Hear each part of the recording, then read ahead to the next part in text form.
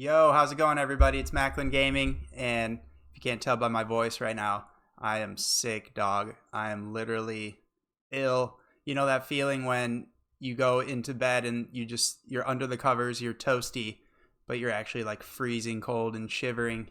That's what I had last night. It was wild. Like, got a quick little flu bug because I'm already feeling better today, but it was bad and it was like at least short-lived.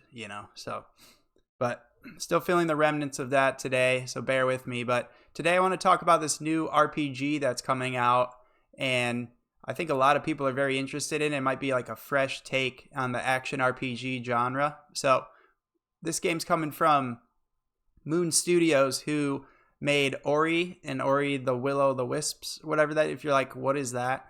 I don't know. I didn't play those games, but I know what they look like. I think this game, No Rest for the Wicked, is what it's called. Their new RPG.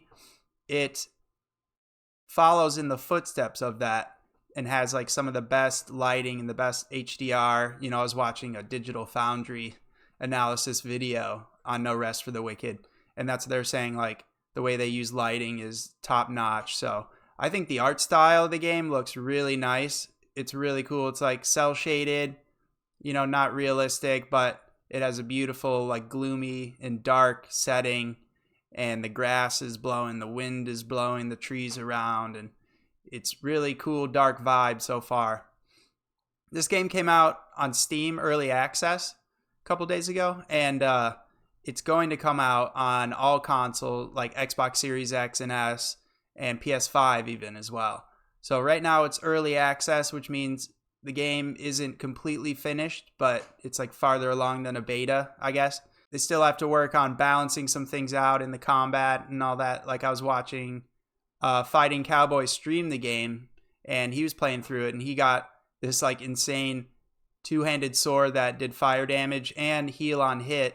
So he was like healing himself while like burning everyone, and he pretty much got like OP and broke the game because he was just unstoppable for a while.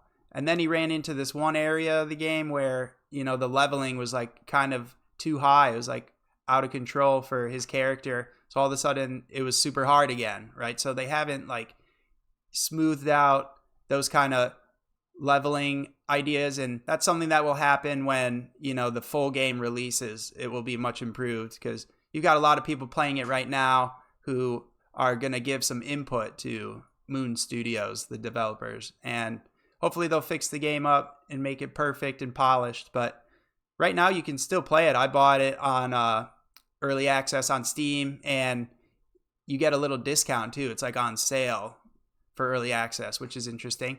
So if you want to just pick it up and hang on to it, play it a little bit, and then wait for the full release, you can do that. But I've been going through it, and I've chosen so far, like a sword and shield type build.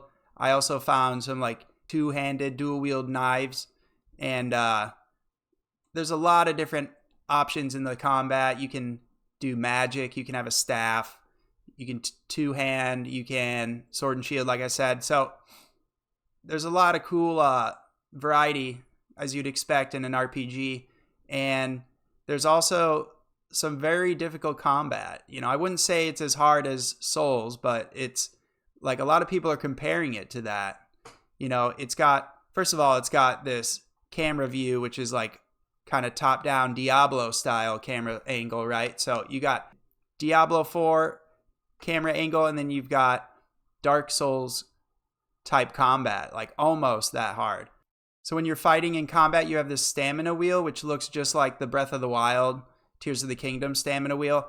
But in this game, when you fight, after like 3 or 4 swings of your weapon or whatever it is, your stamina like runs out. That circle, that gauge runs out completely.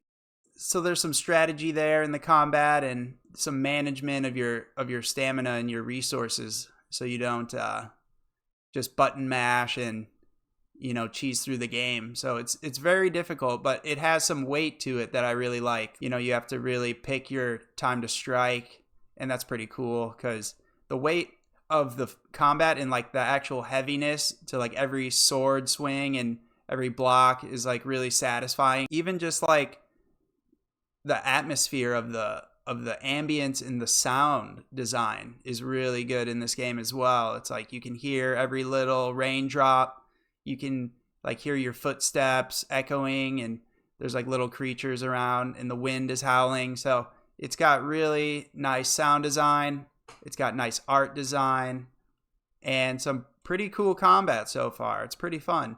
So, you know, the setting is kind of hard to explain. It's like pretty much a medieval type setting. You know, you've got your, like I said, your magic and sorcery and swords and axes and stuff. So, but it's very different take on it. It's not like almost straightforward as Dark Souls in terms of like, yeah, that's like dark fantasy, high fantasy RPG. Like, this is definitely a unique little setting and a unique little world that they built.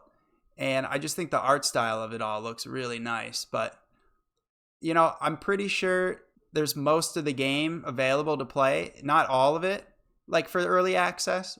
You know, you can play through it, but they're going to add a whole lot of content, I'm sure, as the game like ends up releasing in full.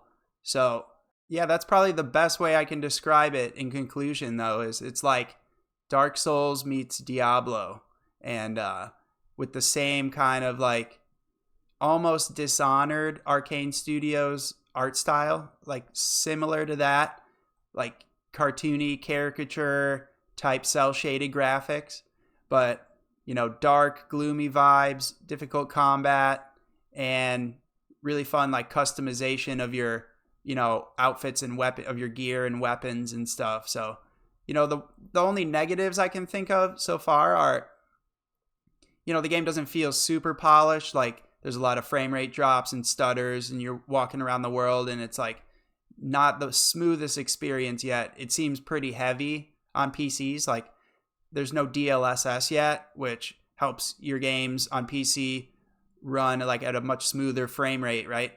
So they don't have that yet. I'm sure that'll be available at full release. And other than that, it's like mostly about the carrying capacity and the inventory management. Like that's really rough so far. I barely have that much gear, but I'm like way over encumbered. So now I'm like struggling on this one boss because like every time I roll, it's like an hour to roll and get back up, and the roll like doesn't really help, you know, the fat roll. It's kind of implemented from Dark Souls here. But a cool thing they added if you're heavy is you get this shoulder bash where you can like cripple an enemy's poise. So even though you have like the fat roll and you're slow, you can still have an advantage when you're heavy and do this like shoulder bash, which helped me defeat one of these one of these strong enemies I kept dying to because I was too slow. And I was like, I can't make room in my pack to lighten the load. So I just shoulder bashed him to death, and it was pretty cool. But I want to know what you guys think about No Rest for the Wicked. Are you going to pick it up? Do you think this is like the next up and coming ARPG? Is this going to revolutionize RPGs? And does it look appealing to you, like the art style and the effects and the HDR lighting? So let me know down below in the comments. Hit the subscribe button if you're new here. You'll get my videos as soon as I post them up. And I'll see you guys in the next one. Peace.